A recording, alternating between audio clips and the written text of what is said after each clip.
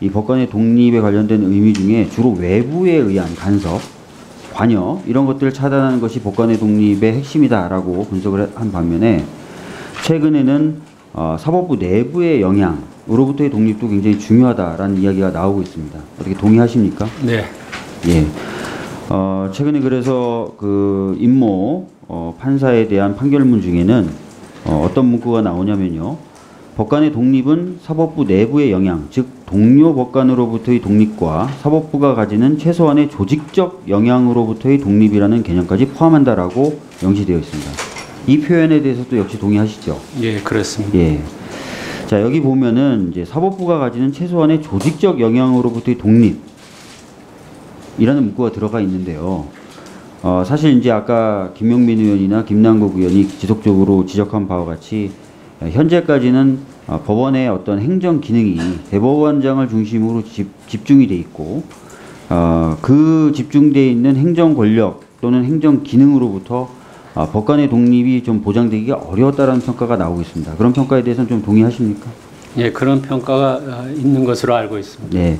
그래서 저희 국회에서는 여야 막론하고 여러 의원들이 그런 어떤 행정 기능을 좀 더 수평적인 구조로 옮기고 이 수평적인 구조에 외부 인사들이 참여하는 입법안을 발의한 바가 있습니다. 20대 때. 잘 알고 계시죠? 예, 알고 있습니다. 예. 그리고 법원 역시도 관련된 입법 의견을 가지고 있었고 국회에 제출한 바 있습니다. 맞죠? 예.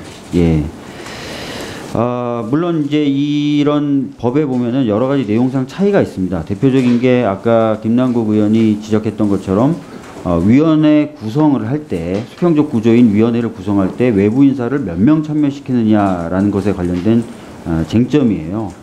법원도 의견을 낸 것으로 알고 있는데 제 기억에는 법원도 의견이 있지만 결과적으로 입법을 담당하는 국회가 최종 단계에선 결정을 해야 될 것이고 그렇게 결정이 되면은 입법부는 수용해야 된다라는 취지로 말씀하신 바가 있습니다. 처장님께서 기억나십니까? 알고 있습니다. 예, 여전히 그러한 입장은 유지가 되고 있는 것이죠. 예.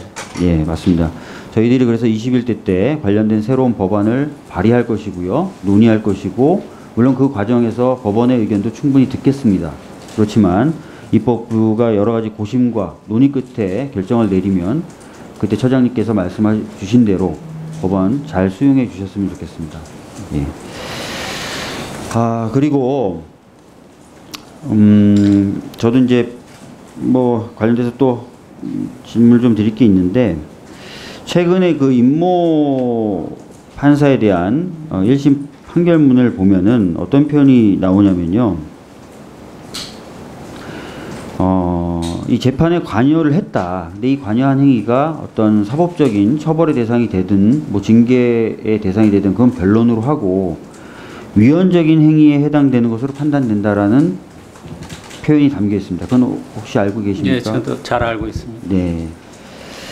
자, 아까 김용민 의원 질의에 이렇게 얘기하셨어요. 10명 정도를 징계 절차에 회부했지만 이 형사재판 결과를 지켜보기 위해서 추정되어 있는 상태다라고 말씀하셨어요. 맞죠? 예. 예.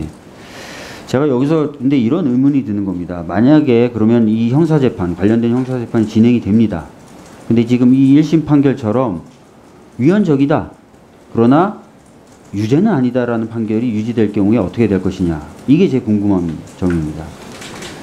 자, 만약에 위헌적이나 무죄가 나온다. 이러면 징계에서는 어떻게 됩니까? 징계 절차가 다시 개시될 텐데요. 재판이 끝나면. 예.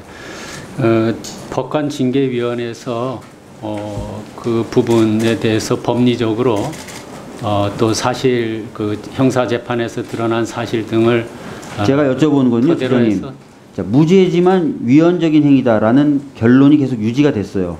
그래서 재판이 끝났습니다. 그러면 징계에서는 어떻게 될 것인가라는 일반적인 질문을 드리는 거예요. 예, 예. 구체적 사실관계를 여쭤보는 게 아니라. 네, 네. 뭐 징계 절차에서 그 부분이 충분히 반영이 되지 않을까 그렇게 생각을 충분히 합니다. 반영이 됐으면 좋겠습니다. 근데 제 걱정이 또 뭐냐면요.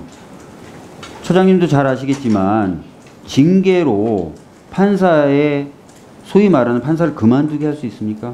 네, 징계는 정직 안 되죠. 네, 정직만 예, 결과적으로 무죄가 나오고 나왔지만 위헌적인 사람 그래서 그 사람이 위헌적인 행위를 했다는 이유로 징계 절차가 진행된다 하더라도 결국은 정직밖에 못하는 거고, 그 정직의 기간이 끝나면 이분은 다시 당당하게 재판 업무에 복귀를 해서 재판을 진행하게 되겠죠.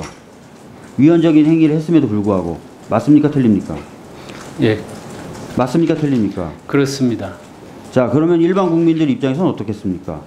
아, 저 사람은 심지어 법원에서조차도 위헌적인 행위를 했다고 판단을 했음에도 불구하고 다시 저 사람이 재판에 복귀하네? 나는 저 사람에게 재판을 받아야 될까? 제 사람한테 재판을 받으면 과연 공정한 재판을 받을 수 있을까? 라는 의심이 들 것 같은데 어떻게 생각하십니까? 네, 그럴 수 있다고 생각을 합니다. 그런데 법관에 관해서 방금 존경하는 박 의원님께서 서두에 말씀하셨듯이 재판의 독립을 위해서는 법관의 독립이 필수적이다. 자, 그래서 그 법관의 독립과 관련해서 결국 우리 법은 그 사람을 도저히 법관의 직에 두어서는 안 된다라고 할 경우에는 그 국회에서 탄핵을 논의하시고 최종적으로 헌법재판소에서 결정을 하시는 거고요. 맞습니다. 거기까지 이르지 않았을 때는 현행 법률 범위 내에서 징계 처리로 그칠 수밖에 맞습니다. 없는. 방금 말씀 잘해 주셨습니다. 그래서 우리 제도는, 우리 헌법은, 우리 법률은 문제가 있는 법관의 신분을 보장하고 독립성을 보장하기 위해서 문제 있는 법관을 최종적으로 국회가 탄핵 의결할 수 있도록 되어 있습니다. 맞죠? 예, 그렇게 알고 있습니다. 이후에 국회에서 그런 논의가 진행될 수 있다는 점, 그리고 그럴 때는 이게 헌법과 법률에 의한 것이라는 점, 그리고 방금 제가 말씀드렸던 것처럼 공정한 재판을 위한 것이라는 점을 꼭 알아주셨으면 좋겠습니다. 이상입니다.